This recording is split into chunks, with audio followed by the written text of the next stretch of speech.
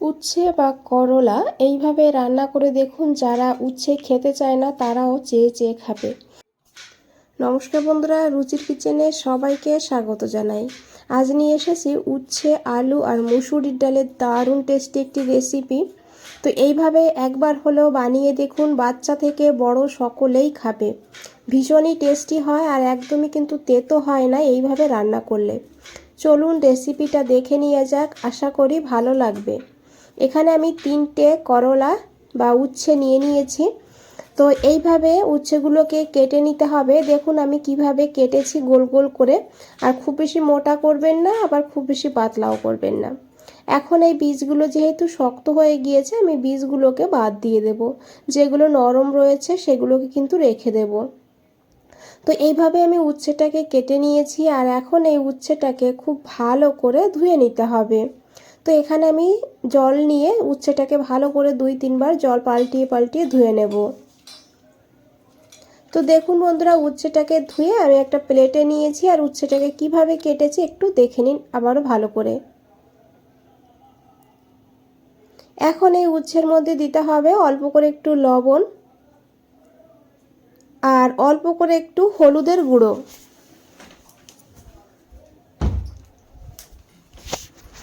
এখন হাত দিয়ে ভালো করে এইভাবে মেখে নিতে হবে। এইভাবে মেখে রাখার ফলে উচ্ছে থেকে জল বেরিয়ে যাবে, সেই কারণেও কিন্তু অনেকটা তেতো কম লাগবে। তো দেখুন এখানে আমি নিয়েছি একটা বড় সাইজের আলু। আলুটাকে এইভাবে ডুমু ডুমু করে কেটে নেব।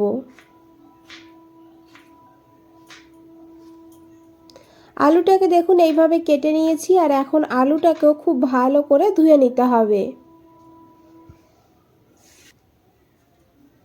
এদিকে বন্ধুরা একটা কড়াই বসিয়ে দিয়েছি, কড়াইতে দিয়েছি 2 চামচ সাদা তেল। রান্নাটা আমি সাদা তেলে করেছি, তবে সর্ষের তেলেও করা যাবে। তেলটাকে খুব ভালো করে গরম করে নিতে হবে। তারপরে এখানে দিতে হবে সেই উচ্ছেগুলো হলুদ লবণ মেখে রেখে দিয়েছিলাম সেগুলোকে। তো দেখুন কতটা জল বেরিয়েছে আর এখন হাত দিয়ে আমি হালকা হালকা চেপে চেপে একটু জল বের করে নেব। আমি আগেই বলেছি এই প্রসেসটা করলে তাহলে কিন্তু অনেকটা তেতো কম লাগে। যারা একদমই তেতো খেতে পারেন না তারা এইভাবে জলটা বের করে নেবেন। যারা তেতো খেতে পারেন তাদের কিন্তু বের না করলেও হবে। তো দেখুন আমি উচ্ছেটাকে এইভাবে দিয়ে দিয়েছি, কতটা জল বেরিয়েছে, জলটা কিন্তু ফেলে দেব।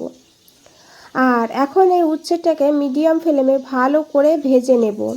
উচ্ছেটা যদি ভালো করে ভাজা হয় এর ফলেও কিন্তু তেতো অনেকটা কম হয়। তো এই স্টেপগুলো একটা একটা করে একটু ফলো করে নেবেন, তাহলে দেখবেন উচ্ছে রান্নার পরে আর তেতো হবে না খুব একটা, আর সবাই খাবে। তো দেখুন এখানে উচ্ছেটা ভাজা হয়ে গিয়েছে, এখন আমি উচ্ছেগুলোকে তুলে নিয়েছি। আর বন্ধুরা এর মধ্যে নিয়েছি আমি কিছু বেগুন। দেখুন এইভাবে বেগুনটাকে কেটে নিয়েছি, সবজিগুলো একইভাবে কেটেছি। এখন বেগুনটাকে দিয়ে দিয়েছি। বেগুনটাকে দেওয়ার পর দিয়েছি এখানে অল্প করে লবণ, অল্প করে হলুদের গুঁড়ো। আপনারা চাইলে বেগুনটাকে স্কিপ করতে পারেন, তবে দিলে খেতে ভালো লাগবে। এখন বেগুনটাকে মিডিয়াম ফ্লেমে ভালো করে ভেজে নেব একটু লাল লাল করে। তো দেখুন বেগুন এখানে ভাজা হয়ে গিয়েছে, এখন বেগুনটাকে তুলে নিতে হবে।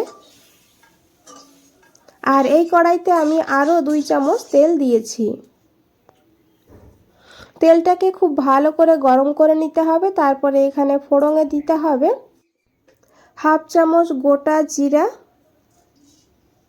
জিরাটাকে একটু ফুটতে দিতে হবে। যখন এইভাবে দেখবেন চটপট করে ফুটতে থাকবে তখন এখানে দিতে হবে রসুন কুচি। এখানে আমি 2টো রসুনের কোয়াকে এইভাবে ছোট ছোট করে কেটে নিয়েছি, তার সঙ্গে দিয়েছি চেরা কাঁচা লঙ্কা। এখন এই ফোড়নটাকে ভালো করে একটু ভেজে নেব। এইভাবে হালকা করে মিশিয়ে নেওয়ার পর এখানে আলুগুলো দিয়ে দিতে হবে।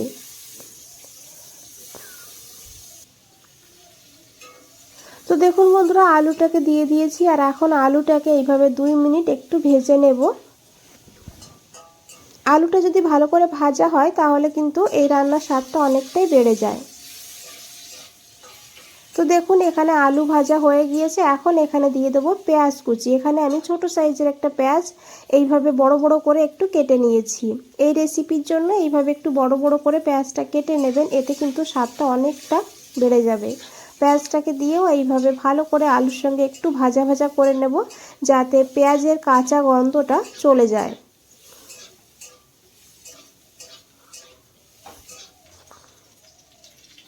তো দেখুন এখানে পেঁয়াজ ভাজা হয়ে গিয়েছে, পেঁয়াজের কাঁচা গন্ধটাও কিন্তু চলে গিয়েছে। আর এখন এখানে দিয়ে দিতে হবে টমেটো। এখানে আমি একটা মিডিয়াম সাইজের টমেটো এইভাবে কেটে নিয়েছি। দিয়ে দিয়েছি এখানে পরিমাণ মতন লবণ, তবে খেয়াল রাখবেন এখানে কিন্তু উচ্ছে বেগুন ভাজার সময় লবণ দিয়েছিলাম, সেই বুঝে এখানে লবণটা দিয়েছি। আর এখন খুব ভালো করে মিশিয়ে নিতে হবে।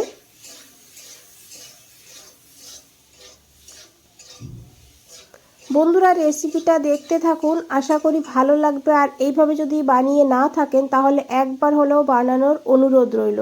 আর আমি গ্যারান্টি দিয়ে বলতে পারি একবার বানালে বারবারই বানাতে হবে, এতটা সুস্বাদু হয়।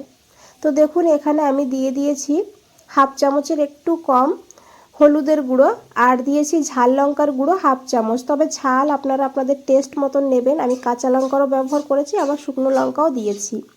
আর সামান্য একটু দিয়েছি জিরের গুঁড়ো, দিয়ে ভালো করে মিশিয়ে নেব। আর এই সময় কিন্তু গ্যাসের ফ্লেমটা একদম লোতে রাখতে হবে। তারপরে ঢাকা দিয়ে দেব লো ফ্লেমে 2 মিনিটের জন্য। টমেটোর থেকে যে জলটা বের হবে সেই জলেই মশলাটা কিন্তু কষানো হয়ে যাবে, এখানে এক্সট্রা জলের ব্যবহার করার দরকার নেই। 2 মিনিট পর ঢাকনাটা খুলে নিয়েছি, এখন একবার খুব ভালো করে মিশিয়ে নেব।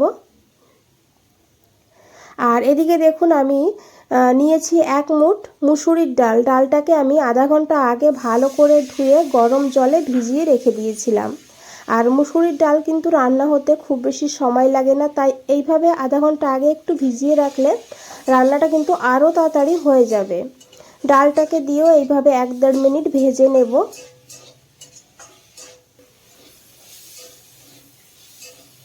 তো দেখুন বন্ধুরা ভেজে নিয়েছি ডালটাকে। আর এখন এখানে একটু জল দিয়ে দেবো। এই বাটির 1 বাটি জল দিয়েছি।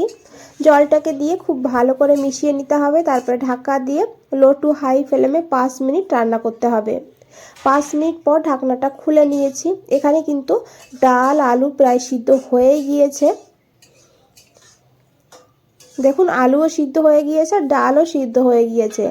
এই রেসিপিতে কিন্তু ডালটাকে একদম ঘেটে ফেলবো না, সেইভাবে ডালটাকে সিদ্ধ করতে হবে।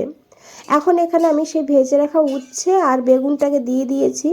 উচ্ছে বেগুনটা কিন্তু সিদ্ধ হয়েই ছিল, ভাজার সময় ভালো করে ভেজে নিয়েছিলাম, সেই কারণে দিয়েছি হাফ চামচ চিনি টেস্টটাকে ব্যালেন্স করার জন্য, দিয়ে খুব ভালো করে মিশিয়ে নিয়েছি। তারপরে 2 মিনিট রান্না করে নিয়েছি লো টু হাই ফ্লেমে। তারপরে দিয়েছি একটু ধনেপাতা, দিয়ে ভালো করে মিশিয়ে নিয়ে গ্যাসটা বন্ধ করে দিয়েছি। বন্ধুরা রেসিপিটা দেখে যদি একটু ভালো লেগে থাকে একটা লাইক করে দেবেন, চ্যানেলটাকে সাবস্ক্রাইব করে পাশে থাকবেন, কমেন্টসে জানাবেন কেমন লেগেছে। গ্যাস বন্ধ করে আমি 2 মিনিট রেখে দিয়েছিলাম স্ট্যান্ডিং টাইমে। দেখুন কতটা লোভনীয় লাগছে, খেতেও কিন্তু দুর্দান্ত হয়। এইভাবে উচ্ছে রান্না করলে আমার মনে হয় যারা উচ্ছে পছন্দ করে মাছ মাংস সাইডে রেখে এটা দিয়ে ভাত খাবে, এতটা টেস্টি হয়।